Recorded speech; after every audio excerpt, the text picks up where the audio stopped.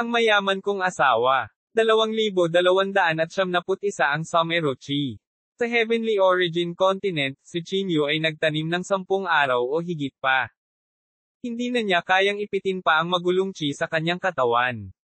Ang Spirit Storage Bead at Somero Ring ay napuno din ng magaan na espiritual na enerhiya. Sa sandaling ito, ganap na natanggap ni Chinyu ang espiritual na enerhiya sa espasyo ng Mystic Realm na ito. Tanging ang Green Spirit Tree lamang ang sumisipsip ng espiritual na enerhiya ng kalapit na kalikasan at dahan-daang naglalabas nito sa espasyong ito. Inalis ni Chinyu ang Green Spirit Tree at umalis sa Mystic Realm na ito. Kung maglilinang siya sa ilalim ng normal na mga pangyayari, kahit na may track A-less immortal scripture, malamang nakukuha siya ng hindi bababa sa 3 buwan upang makalakam ng ganoong nakakatakot na dami ng espiritual na enerhiya. Ngunit sa ilalim ng Mystic Realm na ito ng espiritual na enerhiya, kasama ng tulong ng Green Spirit Tree, ang bilis ng kanyang pagsipsip ng espiritual na enerhiya ay umabot sa pinakamabilis.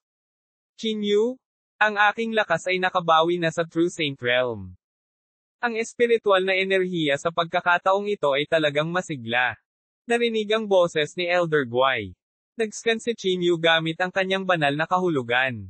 Hindi lamang nakabawi si Elder Guai kundi nakabawi din si Xiaoro sa kanyang pinakamataas na estado pagkatapos makatanggap ng napakalaking espiritual na enerhiya. Ang karagdagang talulot ng daffodil ay tumubo pa nga. Lumaki na rin si Little Fatty, ngunit ang divine sense nito ay magtatagal bago mabawi. Kumunat ang noo ni Chinyu. Ang kanyang kasalukuyang lakas ay nasa limitasyon ng ika-4 na baitang True Saint ngayon, ngunit nabigo siyang maunawaan ang larangan ng mga panuntunan sa antas ng ika-5 baitang. Ang ika-5 baitang True Saint ay isang hadlang para sa True Saint Realm. Dapat na maunawaan ng mga magsasaka ang dakilang daw ng langit at lupa sa kanilang mga kaluluwa at ipasok ang mga patakaran ng dakilang daw ng langit at lupa sa kanilang mga katawan upang sumanib sa landas ng langit. Saka lamang sila papasok sa 5th grade realm. Ang kanyang kasalukuyang kapangyarihan ng paglipol ay naunawaan sa pamamagitan ng pag-unawa ni Wuji, hindi sa dakilang daw ng langit at lupa. Bilang karagdagan, kulang siya sa Path of Heaven na pumapasok sa kanyang katawan at sa gayon ay hindi nakapasok sa 5th grade realm sa mahabang panahon. Elder Guai, nang makapasok ka sa ika-5 baitang, nakatagpo ka ba ng parehong sitwasyon tulad ko, na natigil sa pinakamataas na antas ng ika-4 na baitang at hindi makalusot? Kumunat ang noo ni Chinyu at nagtanong. Kami, ang punong demonyo, ay nabuhay ng mahabang panahon. Kaya naman, kapag naabot na natin ang rurok ng ika-4 na baitang, natural na tayong pumapasok sa ika-5 baitang. Chinyu, tumagal lamang ng 70 hanggang 80 taon upang umunlad mula sa una hanggang ika-4 na baitang, na itinuturing na isang henyo. Maaaring normal lang para sa iyo na mag-ipon ng ilang oras sa larangan ng paglilinang na ito. Si Elder Guai ay hindi nakatagpo ng ganoong sitwasyon, kaya't maaari lamang niyang aliwin si Chinyu. May isa pang sitwasyon na mas mahirap. Anong sitwasyon? Curious na tanong ni Chinyu. Kung ang Path of Heaven ay dadaan sa kalawakan na ito, tayo ay magkakaproblema. Sa madaling salita, walang paraan upang makapasok sa 5th grade realm dito. Maghihintay na lamang tayo sa susunod na alon ng landas ng langit na bumaba. Medyo mabigat ang loob ni Elder Guai. Ang mukha ni Chinyu ay naging pangit. Malapit na ang 100 taong pangako sa pagitan nila ni Shishio. Kung hindi siya makakapasok sa ika-5 baitang, maaaring hindi niya matalo si Shishio kahit na kaya niyang talunin ang ilang True Saints sa ika-9 na baitang. Ang mga henyo ng mga aristokratikong pamilya sa banal na rehiyon ay hindi maihahambing sa mga magsasaka mula sa kalawikang ito. Hindi, kailangan kong humanap ng paraan para makabalik sa lalong madaling panahon. Magiging aksaya lang ng oras ang pananatili dito kung hindi siya makakalusot. Chinyu, subukan mo ulit. Ang lugar na may pinakamatinding kapangyarihan ng Path of Heaven sa kalawikang ito ay nasa Purgatorio. Maaari mong subukang intindihin ang Path of Heaven doon. Napabuntong hininga si Elder Guai. Ang paglalakbay pabalik ay mas madaling sabihin kaysa gawin. Pagkatapos ng napakaraming taon, si Chang Ye lang ang nakatuntong sa banal na rehiyon, at ito ay nagpapaliwanag na ng maraming bagay. Tumango si Qin Yu, pagkatapos ay tumayo at nagmamadaling pumunta sa Solitary Cloud City.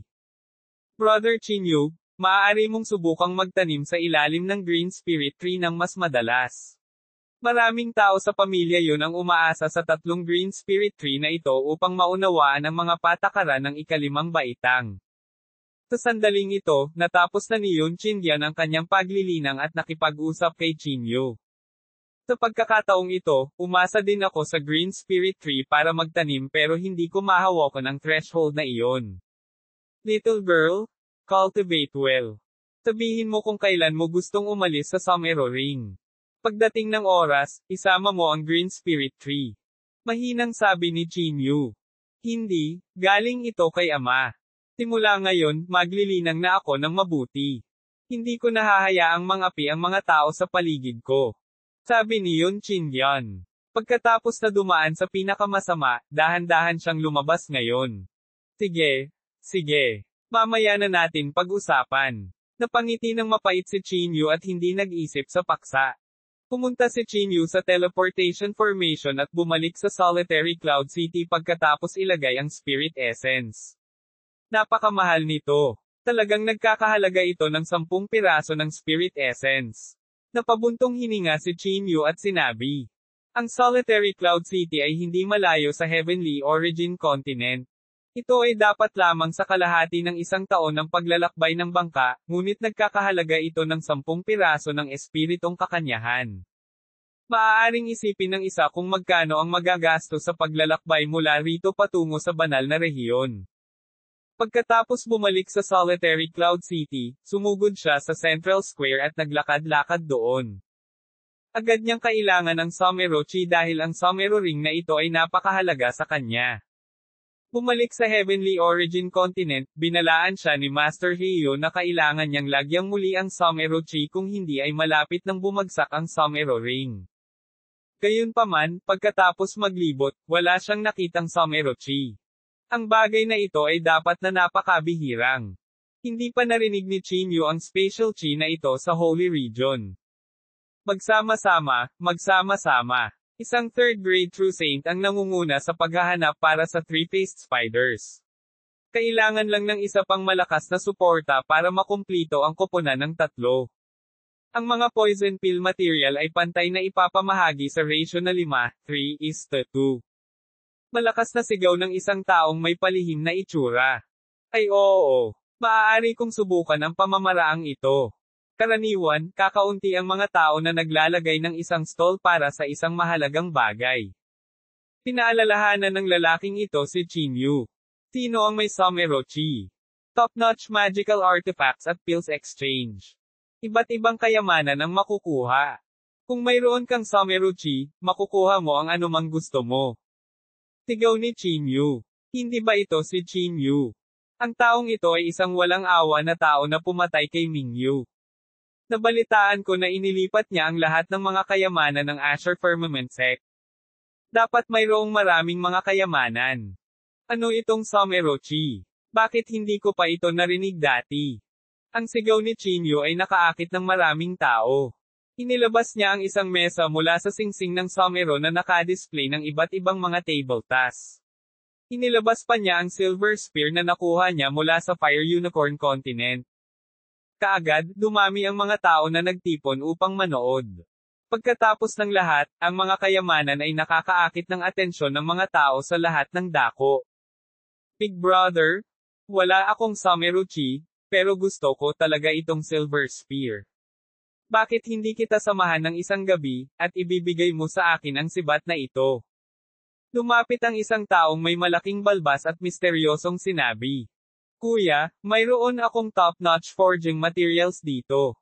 Paano kung ipagpalit mo ito sa iyong spirit gathering peel? Ang isang pulutong ng mga tao ay nag-iingay, ngunit ni isa ay walang may kailangan ni Qin Yu.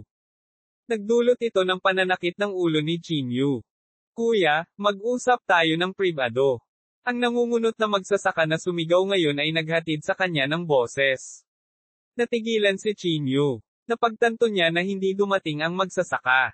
Sa halip, nagpapadala siya ng mensahe sa kanya mula sa malayo. May pagkakataon. Itinabi ni Chinyu ang mga bagay sa mesa at naglakad sa kabilang side. Magsasara na tayo ngayon. Kung sino man ang may Someruchi ay maaaring pumunta sa Moon Listening Pavilion para hanapin ako. Sigaw ni Chinyu at naglakad sa kabilang direksyon. Ang taong ito ay hindi nang ahas na maging high profile. Ito ay isang palatandaan na siya ay may kayamanan. Marahil ay mayroon siyang Someruchi. 2,272 pagbabalik sa purgatorio. Naglakad si Chinyu hanggang sa isang liblib na lugar bago siya tuluyang huminto. Maya-maya, tahimik na sumunod sa kanya ang kaawa-awang lalaki, at nag-iba pa siya ng anyo. Kuya, mayroon akong Someruchi na binanggit mo, ngunit hindi gaanong. Mahinang sabi niya. Nasaan na? Tingnan ko muna. Umiling si Chinyu.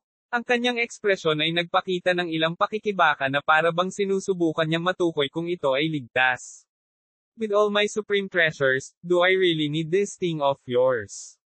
As long as you genuinely want to exchange something, just name it. Kumunat ang noo ni Chinyu. Sige, ipapakita ko sa iyo. Kinagat niya ang kanyang mga ngipin at naglabas ng isang silver na bote. May mga siksikan na ron sa bote.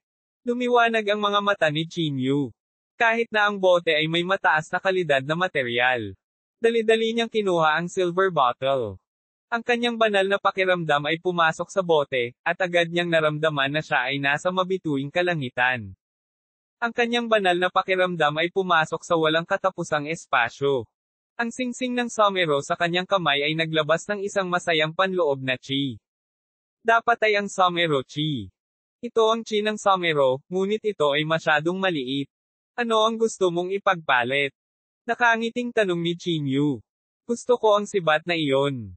Ang kawawang magsasaka ay humingi ng napakataas na presyo. Kuya, may nakikita ka bang salita sa ibabaw ng ulo ko? Tinitigan siya ni Chinyu at sinabing. Anong salita? Mayroon bang salitang, tanga? Nainis si Chinyu. Ang silver spear na ito ay isang peak saint weapon. Kung sapat na ang Someruchi, maaari pa ring isaalang-alang ni Chinyu na palitan ito. Gayunpaman, ito ay isang bote lamang ng Someruchi. Ito ay magiging katawa-tawa kung ipagpalit ito sa pilak na sibat na ito. Hehe, ito ay isang transaksyon. Ang pangunahing bagay ay nag-aalok ako ng isang presyo, at ikaw ay tumawad. Napakamot ng ulo ang kawawang magsasaka sa kahihiyan. Ang kahabag-habag na magsasaka ay pumili ng 4 hanggang 5 saint weapon at isang bote ng mga table tas at gustong uminom pa. Masyadong marami. Paalala ni Chinyu sa kanya. Bagamat ang lahat ng ito ay nakuha mula sa labanan sa Asher Firmament Sect at sa mga labanan ng pamilya yon, at hindi sasakit ang kanyang puso kung aalisin sila, hindi kailangang maging tanga si Chinyu. Kukunin ko ang isa pa, kuya. Ang mga bagay na ito ay hindi gaanong kapaki-pakinabang sa iyo. Ang kahabag-habag na magsasaka ay nagsabi sa paraang nakakahiyang. Nanginginig ang kanyang mga kamay habang sinusubukang tanggalin ang isa pang malambot na baluti. Ito ang armor na isinuot ni Mingyu dati, at ang kalidad nito ay napakataas sa mga saint weapons. Maaari mong kunin ito, ngunit kailangan mong sabihin sa akin ang pinagmulan ng Someruchi na ito. Sabi ni Chinyu na nakakunot ang noo. Sige. Nakuha ito 300 taon na ang nakalilipas sa ikatlong antas ng purgatorio. Ang may-ari nito ay isang makapangyarihang magsasaka na namatay. Ang taong ito ay sikat dito. Noong panahong iyon, napapaligiran siya ng ilang mga kaaway dahil sa Someruchi na ito. Ito ay katumbas ng hindi pagsasabi sa akin ng kahit ano. Hindi nito masabi kung saan galing itong Someruchi. Iniunat ni Chinyu ang kanyang kamay at babawiin na sana ang malambot na baluti. Huwag, kuya. Hayaan mong suriin ko ito para sa iyo. Nakipagtulungan siya dati kay Wu Feng at ilang iba pang makapangyarihang magsasaka. Bukod dito, nag-recruit din sila ng mga tao sa Solitary Cloud City at gustong pumunta sa ika-9 na antas ng purgatorio. Upang makuha ang malambot na baluti, ang kahabag-habag na magsasaka ay halos isiksik sa kanyang isipan ang lahat ng kanyang panghabang buhay na kapangyarihan sa pagsusuri. Hindi nagtagal, bumalik ang kanyang koponan na may matinding pinsala. Namatay siya sa ikatlong antas ng purgatorio, kaya malamang na nakuha ang Someruchi sa ikasyam na antas. Okay, ang pagsusuri na ito ay lubos na maaasahan. Inihagis ni Chinyu ang malambot na baluti sa kanya. Iniligpit ng kahabag-habag na magsasaka ang mga gamit at nagmamadaling tumakbo palayo, natatakot na babalikan ni Chinyu ang kanyang salita. Napangiti si Chinyu. Ang mga bagay na ito ay walang silbi sa kanya ngayon, at wala rin siyang planong magtatag ng isang sekta. Isang tubo sa kanya ang ipagpalit sa Someruchi.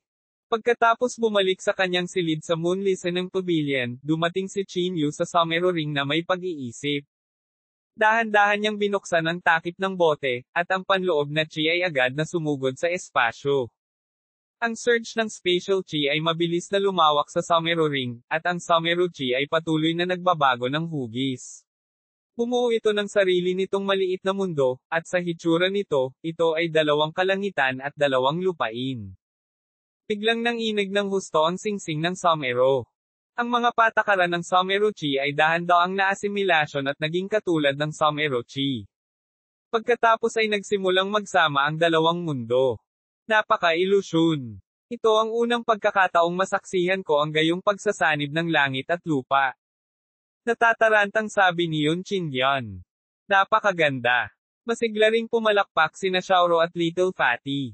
Sa sandaling ang dalawang mundo ay ganap na natunaw, ang buong espasyo ay yumanig ng husto at lumawak ng ilang libong talampakan.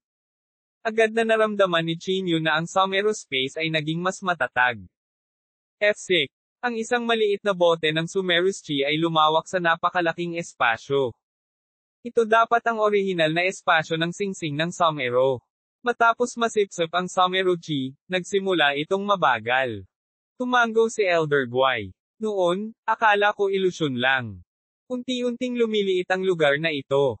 Unti-unting nawawala na pala ang Someruchi. Hindi ko talaga alam kung gaano kalaki ang mundong ito kung mayroong sapat na Someruchi. Siguro kung sinong makapangyarihang realm cultivator ang lumikha ng espasyong ito. Ulalas ni Chinyu.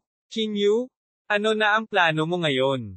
Kung ang Someruchi ay talagang nasa ikasyam na antas ng purgatorio, hindi ka dapat pumasok. Ang ikasyam na antas ng purgatorio ay nabalitang isang sinaunang larangan ng digmaan na may hindi mabilang na mga hangarin na pumatay. Kung ang isa ay padalos-dalos na pumasok, malamang na mamatay ang isa. Sabi ni Elder Guai na nakakunot ang noo. Plano kong pumunta muna sa ikawalong antas ng purgatorio para makita kung naiintindihan ko ang daan ng mga panuntunan. Napakahalaga sa akin kung makapasok man o hindi sa ikaapat na baitang. Sabi ni Chinyu na nakakunot ang noo. Napakasikip ng oras para sa kanya ngayon. Kailangan niyang maghanap ng ibang paraan kung hindi siya makakahanap ng isang pambihirang tagumpay sa klobikang ito. Chinyu? Maaari mo ba akong hayaan na nasa ikatlong antas ng purgatorio?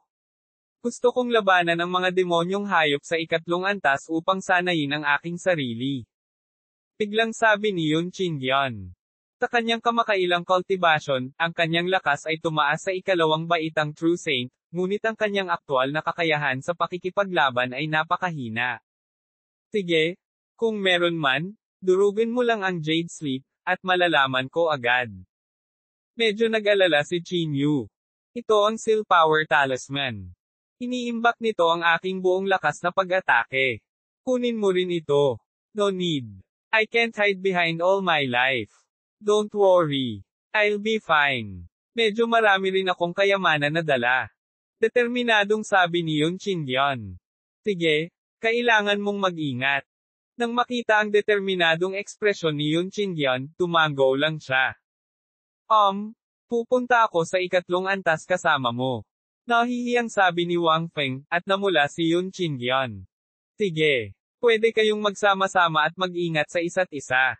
Tumango si Chinyu at palihim na ibinigay ang Seal Power Talisman kay Wang Feng.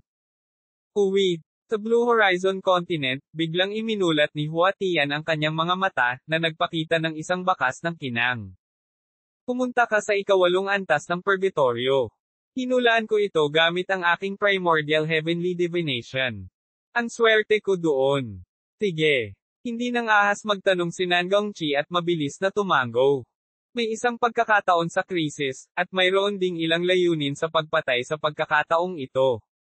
Walang pasensya na tinapik ni Huatian ang kanyang kalbo na ulo. Guro, kung may panganib, bakit hindi tayo lumayo?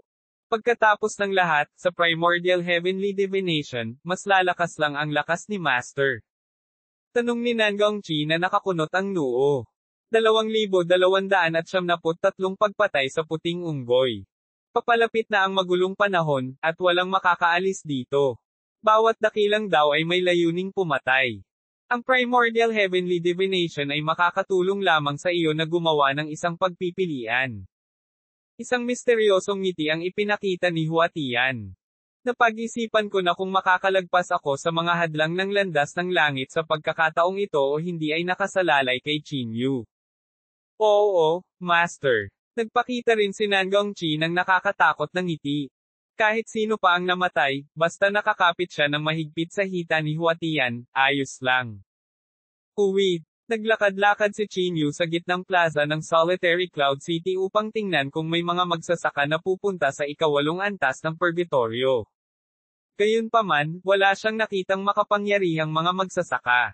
Pagkatapos ng isang round, maaari lamang sumuko si Qinyu. Kung hindi sila makapangyarihan, pabigatin lang nila siya. Isang malamig na ungol ang tumunog. Naramdaman ni Qinyu ang isang pamilyar na panloob na chi. Lumingon siya at nakita si Xingmo na malamig na nakatingin sa kanya. F6. Huwag mong hayaang makita-kita sa labas ng Solitary Cloud City. Guguluhin kita sa tuwing makikita kita. Tinuro siya ni Qinyu at nagmura. Niloko siya ng lalaking ito ng higit sa isang beses. Hindi siya natatakot sa kanya kahit na nasa paligid si Wu Feng, hindi banggitin na wala ang pinakamalakas na Wu Feng.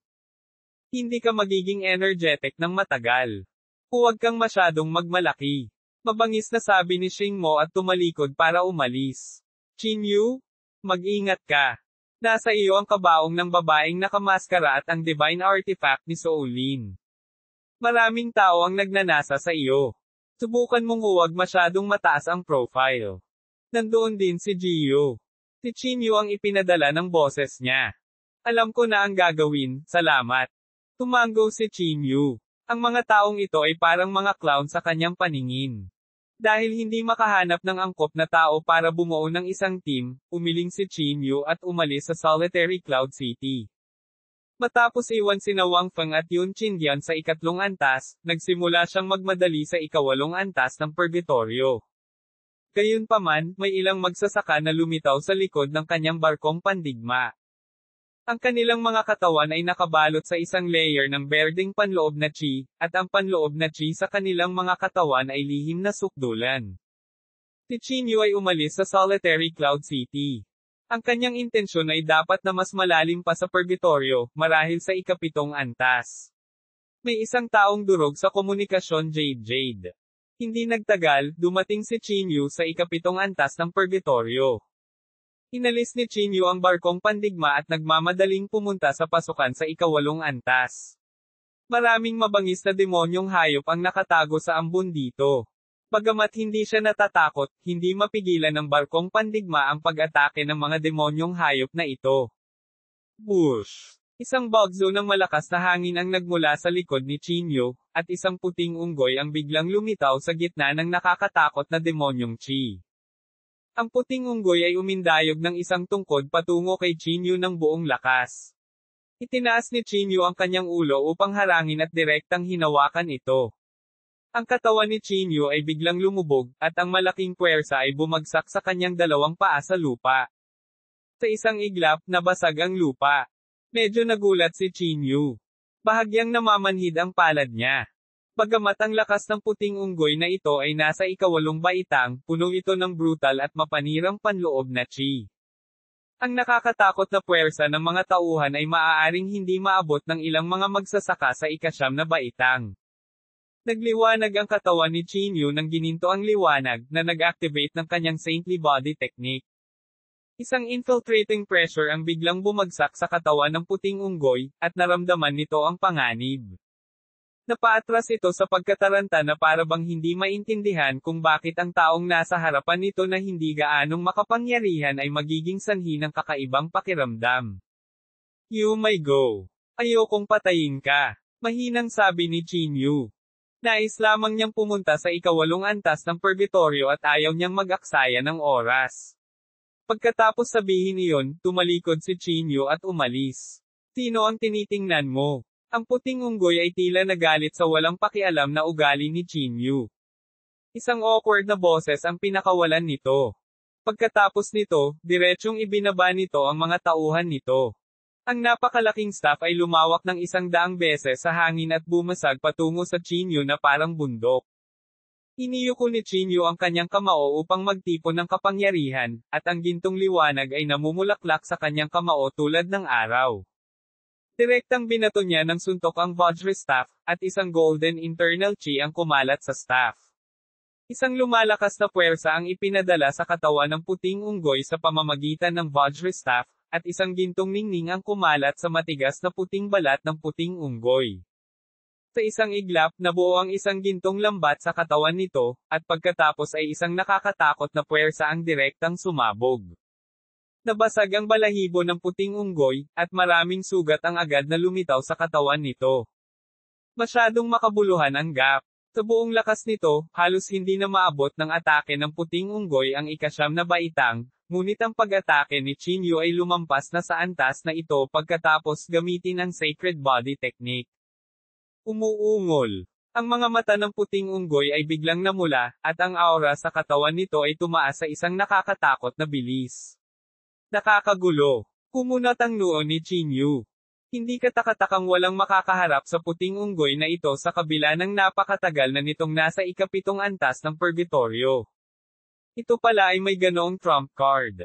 Pagkatapos magmokmok, ang lakas ng puting unggoy ay pumasok sa kaharian ng ika-9 na baitang. Kasabay ng divine power sa kanyang nakakatakot na katawan, maging ang sect master ng blood sect, si Guming, ay matatakot sa kanya. Umuungol. Hinaglat ng higanting unggoy ang Vajra staff at sinipa si Chinyu. Ang higanting staff ay gumawa ng matalim na tunog at lumipad patungo sa Chinyu na parang lumilipad na espada. Bigla niyang sinunggaban ang dambuhalang tauhan. Nang makita ang puting unggoy na nawawalan na ng banal na kahulugan, hindi nag-aksaya ng oras si Chinyu. Pinuo niya ang fighting word formula, at muling sumikat ang aura ng kanyang katawan. Pagkatapos nito, ang kanyang katawan ay lumundag na parang kanyon at dumating sa harap ng higanting unggoy. Tapos sinuntok niya. Tumanggi rin ang higanting unggoy na madaig. Boom! Isang napakalaking puwersa ang nalipat sa paligid, at ang lupa ay agad na yumanig. Ang tubig sa kalapit na Bone Cultivation River ay sumabog sa hangin na parang fountain. Agad na nagising ang ilang magsasaka na nagsasaka sa tubig ng pagtatanim. Ang agwat sa kanilang lakas ay natukoy sa sandaling iyon. Ang braso ni Chinyu ay tumusok sa braso at ulo ng puting unggoy. Nililigawan mo si kamatayan. Hinukay ni Chinyu ang panloob na core ng puting unggoy at inilagay ang tungkod na bakal sa singsing ng somero. Ilang beses nang nakipagsagupaan ang sandata na ito sa kanya, ngunit walang bakas ng mga bitek sa ibabaw nito. Dapat itong maging sandata na may magandang kalidad. Sayang. Dapat itong ituring na isang top-grade na material kung wala itong anumang pinsala. Umiling si Chinyu. Chinyu? Bakit ka nandito? Isang malambing na boses ang narinig. Ito ay si Meili, na nakasuot ng pula. I'm sorry. Naistorbo ko ba ang cultivation mo? Medyo malaki ang kaguluhan. Nakangiting sabi ni Chinyu. Kahit na nakipag-away siya sa babaeng ito noon, walang malalim na sama ng loob sa pagitan nila. Napaka-impress ng depensa ng puting unggoy na ito at isinilang din na may banal na kapangyarihan. Hindi ko akalain na papatayin mo ito ng ganoon kadali. Ang lakas mo ay tumaas na naman. May pagkagulat sa magagandang mata ni Meili. Hindi ko talaga maisip kung anong antas ang aabot sa iyong lakas kapag nakapasok ka sa ika-5 baitang. Nandito din ako sa pagkakataong ito para sa bagay na ito. Handa akong pumunta sa ika-8 antas ng Mystic Realm para makita kung makakalusot ako. Sabi ni Chinyu na may mapait na ngiti. Matagal na niyang hindi nalampasan ang cultivation realm na ito at ngayon ay nagsisimula ng makaramdam ng matinding pressure. Ang ikawalong antas ng purgatorio ay hindi isang masamang pagpili kung nais mong maunawaan ang landas ng langit. Ang purgatorio ay may pinakamatibay na landas ng langit sa kalabukang ito, ngunit ang ikawalong antas ay nahahati sa mga lugar, paalala ni Meili. 2,274 na nagsimula ang dakilang labanan. Anong paksa yon? Ang ikawalong antas ay nasa agos ng tubig sa pagtatanim ng buto. Ano man ang lakas ng tubig sa pagtatanim ng buto o ang mga patakaran ng Path of Heaven, mas malakas sila kaysa sa ikapitong antas. Halos lahat ng pinakamalakas na eksperto sa kalabukang ito ay nagtitipon doon.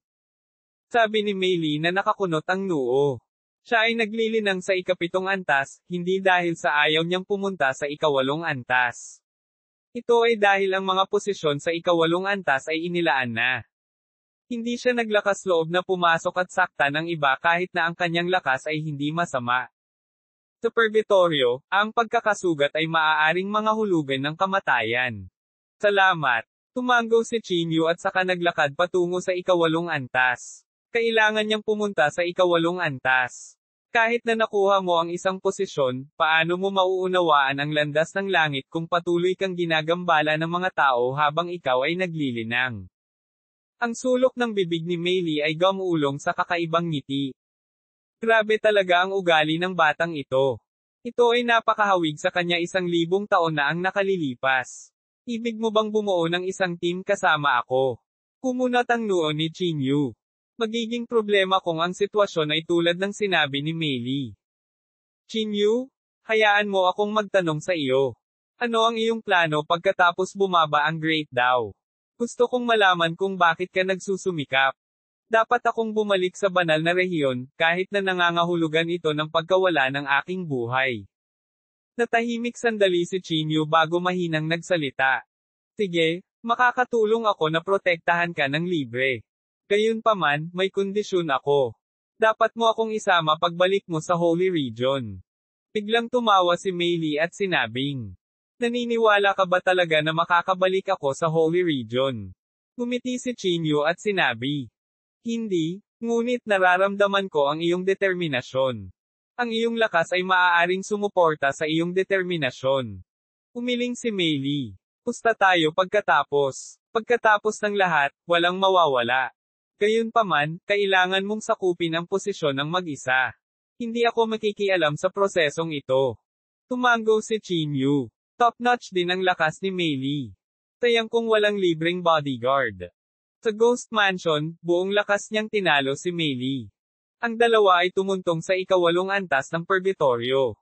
Agad-agad, 7 o 8 makapangyarihang divine sense ang nakalock sa kanya. Ang demonyong chi ay nagngangalit dito, at ang makapal na ulap ay gumulong sa kalangitan. Paminsan-minsan, dumadaan sa mga ulap ang nakakabinging kulog. Ang langit ay tila napakababa at maaaring hawakan ng mga kamay. Sa lupa, hindi mabilang na mga bundok ang nakataas sa itaas ng mga ulap.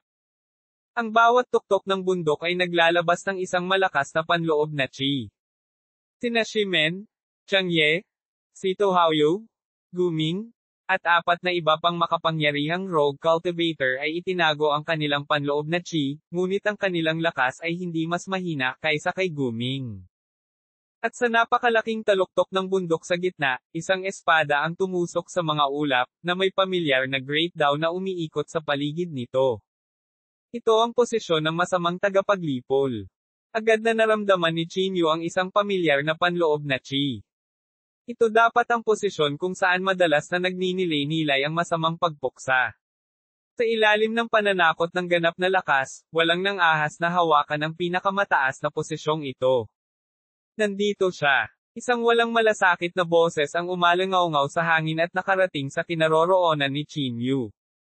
Isang maputing matandang lalaki ang dahan-daang nagpakita kay Chinyu na para bang matagal na niyang alam na pupunta rito si Chinyu. Tito Haoyu, sakto namang lumabas ka. Hihilingin ko lang sana na mawala ka. Ngayon hindi ko na kailangang sayangin ang lakas ko sa pagtawag sa iyo. Sabi ni Chinyu na may mahinang ngiti. Napakamayabang mo, Chinyu. Kung hindi dahil sa pinsala sa kaluluwa ni Mr. Sito na dulot ng demonyong pamamaraan ng babaeng nakamaskara sa Mystic Realm, sa tingin mo kaya mong talunin si Mr. Sito. Lumitaw din ang figure ni Guming sa tabi niya. Ano? Ang marangal na sect master ng Blood Sect ay naging lapdog ni Sito Haoyo. Ito ay talagang promising. Sumulyap si Chinyu sa kanya. Haha, matalas ang dila. Ngayon, hindi mo lang ibibigay ang kabaong ng babaeng nakamaskara, kundi iiwan mo rin ang divine artifact ni Soilin. Malamig na ngumiti si Sito Haoyo at sinabi. Para bang natanggap nila ang utos ni Sito Haoyo, halos 70 hanggang 80 magsasaka ang pumasok sa espasyong ito sa maikling panahon. Ang mga bagay na nakuha mula sa Netherworld Mystic Realm ay ipinagpalit sa dugo ng buong purgatorio. Humingi ka na ba ng pahintulot sa lahat bago mo sila monopolyo? Malamig na sabi ni Sito Haoyo. Chinyu, kaibigan ko. Halos mawala ang lahat ng miyembro ng pamilya ko sa Ghost Mansion Secret Realm sa pagkakataong ito. Dapat mong hayaan ang lahat na maunawaan ang pinakamataas na kayamanan na ito. Kung napaka-selfish ng kaibigan ko, huwag mo kaming sisihin sa pagsanib puwersa para patayin ka. Ngayon, kailangan mo akong bigyan ng sagot. Sana ay hindi maintindihan ng aking kaibigan ang iyong sarili. Hindi ka magdaranas ng anumang pagkalugi kung intindihin natin ito ng magkasama. Oo, baka magkasama tayong malulutas ang misteryo nitong kabaong. Sa oras na iyon, uusad ang lahat. Pinalibutan ng grupo ng mga magsasaka si Chinyu. Ang mga sulok ng bibig ni Sito Haoyo ay gumulong sa isang malamig na ngiti. Kahit na napakaraming tao ang hindi kapareha ni Chinyu, sapat na iyon para ubusin ang kanyang napakalaking espiritual na enerhiya. Sito, matandang aso, hindi ka pa ba napapagod na gamitin muli ang panlilinlang na ito? Iiwanan ko na lang iyon ngayon. Ang mga nagmamay-ari ng mga kayamanan ay nararapat na magmay-ari nito. Kung nakakuha ka ng mga kayamanan, sino ang kusang magbabahagi nito sa iba? Malamig na ngumiti si Chinyu at sinabi. Kung ang kabaong ay talagang naglalaman ng Chi of Great Dawn ng nakamaskara na babae mula sa kanyang nakaraang 8 buhay, ang pag-unawa sa bawat pagkakataon ay makakakain ng isang bahagi ng Chi ng landas ng langit. Ang pag-alis nito ay magiging panaginip ng isang tanga. Para sa inyo, kung gusto ninyong lumabas at mamatay para sa kalamangan ng matandang asong si Sito, ako, si Chinyu, ay sasamahan kayo anumang oras. Ang gintong panloob na chi ay dumadaloy sa katawan ni Chinyu. Maraming agos ng magma ang dahan-daang umaagos mula sa ilalim ng lupa at sa ilalim ng kanyang mga paa. Isang marahas na panloob na chi ang kumalat mula sa kanyang katawan, at saan man tumama ang kanyang tingin, walang nang ahas na salubungin ang kanyang mga mata. Mr. Sito, paano kung ikaw ang manguna? Maingat na tanong ng isang magsasaka. Ang mga magsasaka na maaaring mabuhay ay hindi mga hanggal. Naunawaan ng lahat ang prinsipyo ng pagbaril sa ibon na nakausli. Sumulyap si Sito Haoyo kay Guming, at naunawaan ni Guming ang ibig niyang sabihin. Isang mabangis na tingin ang bumungad sa kanyang mukha, at ang espiritual na enerhiya sa kanyang katawan ay nagsimulang mamuo. Matapos mabuhay ng napakaraming taon, si Zhang Yu ang kanyang pinakamalaking motibasyon. Si Zhang Yu ay namatay sa Mystic Realm. Noon pa man ay itinuturing niyang mamamatay tao si Chinyu, at sa pagkakataong ito, maghihiganti siya para sa kanyang anak. Sa sandaling ito, may naramdaman ding mali si Meili. Tahimik siyang nakatayo sa gilid. Pumayag lang siya na protektahan si Chinyu para maunawaan ang path of heaven. Gayunpaman, ayaw niyang makilahok sa napakahusay na labanan. Boom! Sa isang iglap, ang panloob na chi ni Guming ay tumaas sa sukdulan. Siya ay isang magsasaka na nanirahan sa purgatorio sa napakatagal na panahon. Ang espiritual na enerhiya ng kanyang katawan ay napakakapal, at ang kanyang lakas ay umabot na sa gitnang yugto ng 9 na baitang. Ang pag-atake na naglalaman ng espiritual na kapangyarihan ay nalampasan na ang puting unggoy. Boom! Marahas na nagsalpukan ang kanilang mga braso nang walang kahit katiting na pamamaraan. Sa isang kisap mata, mahigit 100 beses na ang palitan ng suntok at sipa ng dalawa. Walang mga pamamaraan, isang sagupaan lamang ng purong lakas. Boom! Ang banggaan ng mga kapangyarihan sa ikasyam na baitang ay nagdulot ng marahas na espiritual na enerhiya upang magdulot ng kalituhan. Ang umiikot na makapal na ulap sa kalangitan ay itinulak palayo ng panloob na chi. Lumutang si Chinyu sa hangin. Ang gintong liwanag ay umikot sa kanyang katawan, at ang kanyang panloob na chi ay hindi bumaba kahit kaunti. Sa kabilang banda, ang isa sa mga braso ni Guming ay nabasag ng 100 suntok. Puno ng mga sugat at dugo ang kanyang katawan. Nakakatakot na katawan. Napabuntong hininga si Guming. Matapos maranasan ang binyag ng pinakamainit na lava sa Fire Unicorn Continent, ang pagpino ng tubig sa paglilinang ng buto, at ang paraan ng paglilinang na lumalaban sa langit, ang saintly body technique, ang kanyang pisikal na katawan ay umabot na sa isang hindi kapani-paniwalang yugto. 2,275 talunin si Guming. Naputol ang pulsere sa kamay ni Guming, at ang natitirang 3 butil ay biglang lumaki sa malalaking ulo. Ito ang sumasabog na butil na ginamit ni Guming sa Mystic Realm. Ang berdeng enerhiya ng mga patay na katawan ay tumalsik sa ulo at inatake si Chinyu. Isinuot ni Chinyu ang kanyang gale resistance boot, at sa isang iglap, ang kanyang figure ay nasa 1,000 metro na ang layo. Ang lakas ng pagsabog ng butil ng bungo na ito ay hindi kapani-paniwalang kahanga-hanga. Pinakamabuting iwaksi ito gamit ang bilis upang hindi niya sayangin ang kanyang magulong kapangyarihan sa pagtatanggol. Hindi lang si Guming ang kanyang kaaway ngayon. Saan ka tumatakas? Ang mga bungo ay biglang lumaki ng daan-daan at libu-libong beses, at isang lumalakas na enerhiya ng mga patay na katawan ang nabasag patungo kay Chinyu na parang bulalakaw. Pinalibutan ng 3 bungo ang lahat ng dinaanan ni Chinyu. Habang papalapit sila kay Chinyu, nagbuga ng maliwanag na berdeng ilaw ang mga bungo. Ang isang malaking lugar ng espasyo ay nababalot ng makapal na liwanag, na nagpaparamdam sa mga tao ng walang katulad na pagkasakal. Pumutok. Baka sa mukha ni Guming ang isang mabangis na ekspresyon. Sa isang iglap, isang napakalaking berdeng ilaw ang bumungad sa buong kalawakan. Ang napakalaking apoy na dulot ng pagsabog ng enerhiya ng mga bangkay ay sumipsip ng lahat ng hangin palayo sa isang iglap. Ang ilang mas mahina ay nasunog sa abo ng apoy ng enerhiya ng pagsabog ng mga bangkay.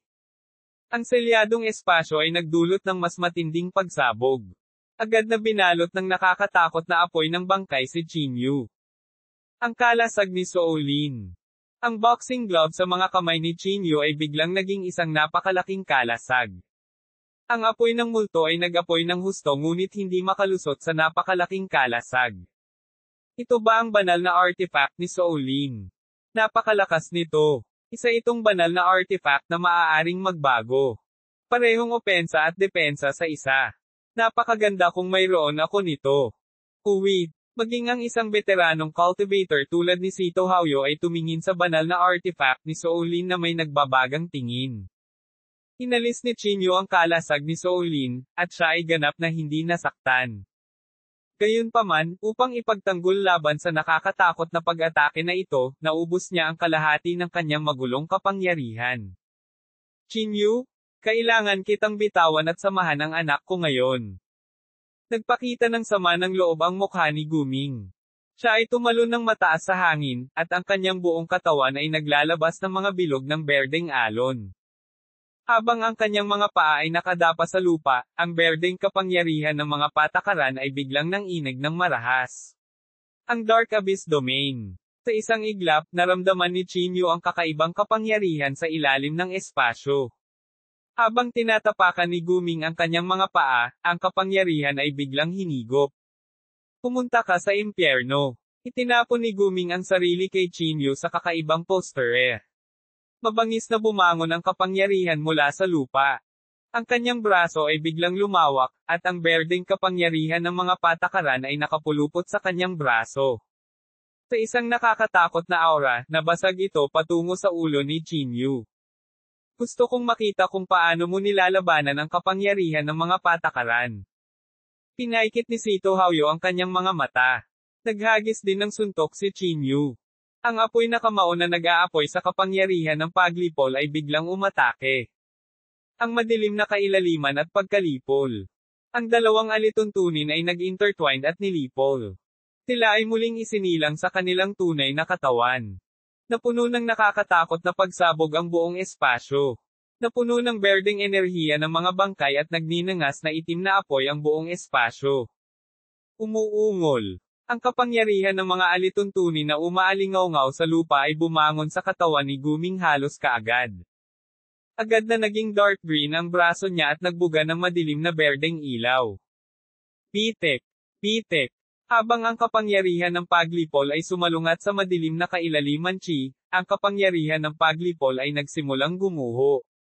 Ang itim na kapangyarihan ng paglipol ay nabasag na parang salamin. Pagkatapos noon, may puwersang nakakabasag ng lupa, ang palad ni Guming, na pinapasok ng kanyang buong puwersa ng mga patakaran ay humampas sa dibdib ni Chinyu. Boom! Sa huling sandali, nakaharang ang kalasag ni Soolin sa kanyang dibdib. Napaatras si Chinyu ng libu-libong talampakan ang layo ng nakakatakot na pag-ataking ito, at ang kalasag ni Soolin ay nag-iwan ng malalim na kanal sa lupa. Tulad ng inaasahan, ang kapangyarihan ng paglipol ay hindi pa rin sapat upang harapin ang mga veteranong magsasaka na ito sa ika-9 na baitang. Napabuntong hininga si Chinyu. Ang Annihilation Rules ay kabilang sa mga alituntunin ng nakaraang Path of Heaven at pinigilan, sa simula. Hindi man lang siya nasaktan. Ang ekspresyon ni Guming ay napakapangit. Ang nakakatakot na katawan ni Chinyu kasama ng divine artifact ni Soolin ay halos hindi magagapi. Hindi niya posibleng matalo si Chinyu mag-isa. Bakit hindi kayo umaatake? Hinihintay mo ba akong patayin niya ako? Sigaw ni Guming. Walang makakapagligtas sa iyo ngayon. Ang boses ni Chinyu ay parang boses ng isang Nine Netherworld Demon God. Tinapakan niya ang kanyang mga paa. Siyam na fire dragon ang biglang sumulpot at binuhat si Chinyu sa kawalan. Ang cosmic form. Ang katawan ni Chinyu ay biglang lumaki ng 1,000 beses, at isang nakakatakot na presyon ang nakalok kay Guming. Ang kanyang ekspresyon ay nagbago ng husto. It was my turn. Humakbang pasulong si Chinyu at tinakpan ang layo na 1,000 talampakan. Pinakawalan niya ang pag-urong ng lupa sa 1 inch at gumawa ng hand seal, at pagkatapos ay nakarating sa itaas ng Guming sa isang iglap. Isang higanting kamao ang nakadiin na parang bundok. 9 na dragon na apoy na napakainit na maaari nilang sunugin ang hangin ay umikot sa napakalaking braso at sumunod na malapit sa likuran. Tumigil ka! Malamig na sigaw ni Sito Haoyo at biglang tumayo. Walang pakialam ang ekspresyon ni Chinyu. Tuluyan niyang hindi pinansin ang mga salita ni Sito Haoyo, at muling bumilis ang braso nito. 9 na fire dragon ang umikot sa likod ng napakalaking kamao. Naramdaman ni Guming na parang hinihigop ng tuyo ang hangin. Dahil sa nakakatakot na puwersa ay nawalan pa siya ng kakayahang lumaban. Sa pagmamadali, naglabas siya ng tansong kaldero para harangin sa kanyang harapan. Ding! Ang bronze cauldron ay hindi man lang tumagal ng hininga bago ito nabasag. Ang malabundok na napakalaking kamao ay dumapo sa katawan ni Guming na may direktang dagat ng apoy. Hindi mabilang na mga bato ang sumabog, at ang lupa ay yumanig ng malakas na parang isang malakas na lindol. Lalong naging miserable si Guming. Nasa ikatlong bahagi na lamang ng kanyang katawan ang natitira. Ang kanyang sirang katawan ay nasa isang malalim na butas, mukhang hindi kapani-paniwalang kahabag-habag. Kasabay nito, ang daliri ni Sito ay dumausdos pababa, at ang nakakatakot na kapangyarihan ng Path of Heaven ay tumagos dito. Tinamaan nito ang katawan ni Chinyu at naputol ang kalahati ng balikat ng kanyang cosmic form. Ang napakalaking anyo ng kosmiko ay biglang nawala. Medyo namutla ang mukha ni Chinyu. Ang pag-atake na ito ay nangyari sa sandaling siya ay umatake. Maaasa lang niya ang katawan niya para dalhin ito sa ulo. This time, nasugatan siya. Habang ang cosmic form ay konektado sa kanyang katawan, ang katawan ni Chinyu ay dumanas din ng matinding pagkabigla. Yes! Ang buong ikawalong antas ay patay na tahimik. Si Guming ay natalo. Paano kaya ito? Ang mga magsasaka na ito ay hindi kumilos dahil gusto nilang mapanatili ang kanilang lakas at hintayin na mamatay si Chinyu upang makita kung makakakuha sila ng bahagi ng pagnakawan. Gayunpaman, hindi nila inaasahan na halos patayin ni Chinyu si Guming. Hindi siya masasaktan kung hindi dahil sa palihim na pag-atake ni Sito Haoyo. Nanaginip ba ako? Tinalo ng isang 4th grade true saint ang sect master ng Blood Sect. Bukod dito, tila naintindihan niya ang kapangyarihan ng Path of Heaven.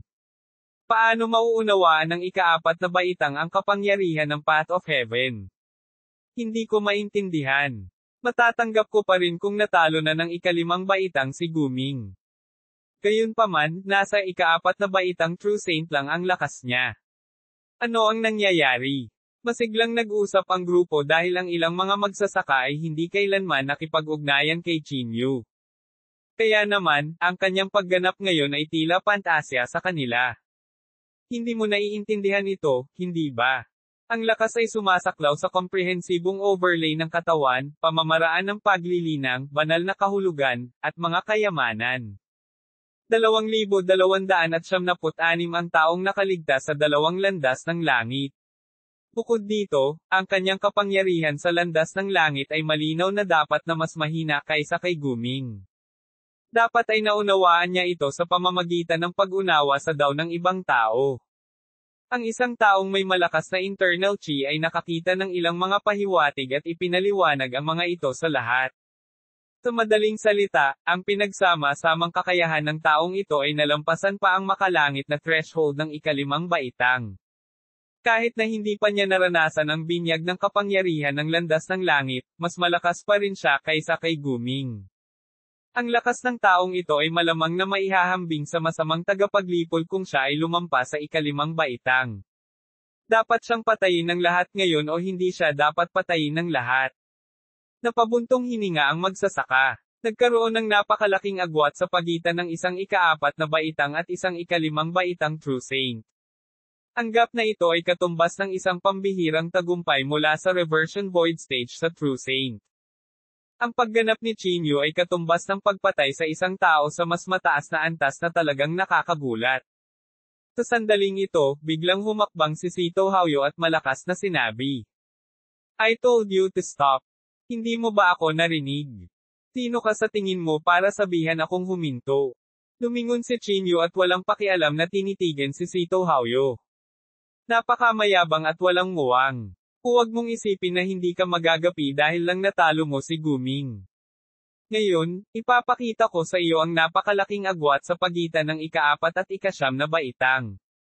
Ang mga mata ni Sito Haoyo ay kumislap na may layuning pumatay. Malapit nang kumilos si Sito Haoyo. Sino sa tingin mo ang mananalo? Ito ay dapat na Sito Haoyo. Si Chinyu, isang ika-4 na baitang, ay dapat na nasa limitasyon niya upang manalo laban kay Guming. Si Sito Haoyo ay isang magsasaka na nabuhay sa 2 buhay. Kung muling nanalo si Chinyu, ito ay hindi makalangit. Tama. Ang Sito Haoyo ay bihasa sa 2 uri ng Path of Heaven. Ang Chinyu na ito ay nagkaroon ng isang mahusay na labanan. Sa banggaan ng kapangyarihan ng mga patakaran at ang huling pag-atake, maaaring mayroon na lamang siyang kaunting espiritual na enerhiya na natitira. Paano niya lalabanan si Mr. Sito? Ang mga magsasaka na maaaring pumunta dito ay matalim ang tingin. Si Chinyu ay talagang nakakonsumo ng maraming magulong chi. Kuya, ano sa tingin mo? Ano sa tingin mo ang mangyayari sa pagitan ni Chinyu at Mr. Sito? Napalingon ang ilang tao sa nagsasaka na nagpaliwanag sa kanila kanina. Napakahirap para sa kanya na manalo maliban na lang kung marami siyang trump card. Malaki ang gap kumpara sa lakas ng true saint na nasa ika-9 na baitang. Isa rin akong ika-9 na baitang true saint, ngunit dapat akong patayin ni Guming sa isang iglap. Ang masamang tagapaglipol ay isa ring true saint na nasa ika-9 na baitang, at gayon din ang babaeng nakamaskara sa ika-9 na baitang. Siya ay itinuturing na napakalakas na babae sa ika-9 na baitang na si Hato. Umiling siya, hindi optimistiko sa pagkakataong manalo ni Chinyu. Masiglang nag-usap ang grupo ng mga tao. Bagamat gusto ni Sito Haoyo na hikayatin ang lahat na sama-samang labanan si Chinyu, ang pagganap ni Chinyu ay naging dahilan upang maging maingat ang mga taong ito. Chinyu, dapat kong aminin na isa ka sa mga nangungunang talento na nakilala ko. Kung handa kang humingi ng tawad sa akin at ayalay ang kabaong bilang pagpupugay, maaari kong hayaan ang mga nakaraan na lumipas. Mahinang sabi ni Sito Haoyo. Maingay. Kung natatakot ka, lumabas ka sa ikawalong antas. Malamig na sumulyap si Chinyu at hindi sumuko. Puntong hininga, sayang. Ngayon, ipakikita ko sa iyong sarili ang napakalaking agwat sa pagitan ng ika-4 na baitang at isang true saint sa ika-9 na baitang. Umiling si Sito Haoyo. Dahan-dahan siyang naglakad patungo kay Chin. Sa bawat hakbang at bawat paghinga, ang panloob na chi sa kanyang katawan ay nakasalansan. Ang cultivator na nakaligtas sa 2 path of heaven ay nagpakita ng nakakatakot na pakiramdam ng pang-aapi. Maging si Chinyu ay nakaramdam ng matinding pang-aapi. As expected, after he was controlled by the masked woman last time, he should have suffered severe injury. Pero, mukhang naka-recover na siya ngayon. Napaisip si Chinyu sa sarili. Hindi siya nang ahas na magkaroon ng kahit katiting na kapabayaan nang ilabas niya ang sacred body technique. Bang! Bahagyang humihip ang Sito Haoyo, at ang isang batong kasing laki ng kamao ay agad na naging daloy ng liwanag at sumabog patungo sa Chinyu. Ang nakakatakot na bilis ay naging dahilan para hindi makapag-react si Chinyu sa oras. Direktang sumabog ang bato sa kanyang katawan. Sampal. Pumalakpak si Sito Haoyo sa kanyang mga kamay, at agad na napuno ng buhangin at mga bato ang buong espasyo.